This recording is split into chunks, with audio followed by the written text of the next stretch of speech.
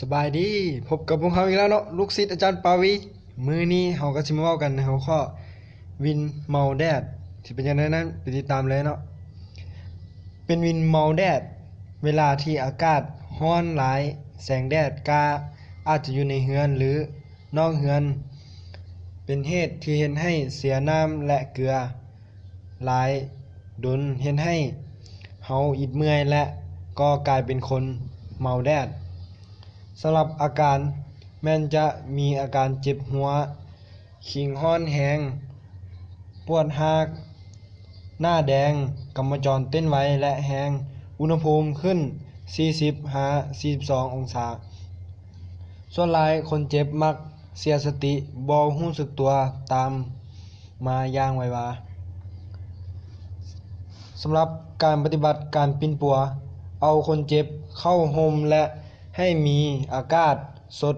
ลุล่วงดี2แม่นยานหรือแก้เครื่องนุ่งของคนเจ็บออก3เอาผ้าจุบน้ำเช็ดตนเช็ดตัวให้คนเจ็บเพื่อลดพรความร้อนลง4เมื่อเวลาอุณหภูมิน้อยกว่า39องศาแล้วเอาผ้าห่มให้และหวีหรือเปิดพัดลมให้อ่อนๆ5เมื่อคนเจ็บกลับคืนสู่สภาพเดิมแล้วให้คนเจ็บดื่มน้ำเกลือ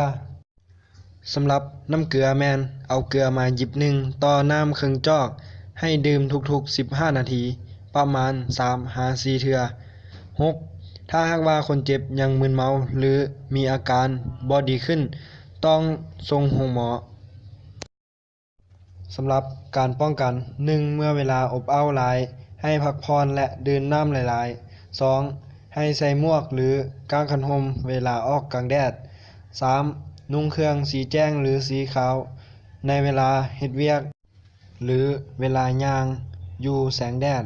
4ในเรือนต้องไขประตูบังเยี่ยมออกให้หมดทุกปล่องเพื่อระบายอากาศ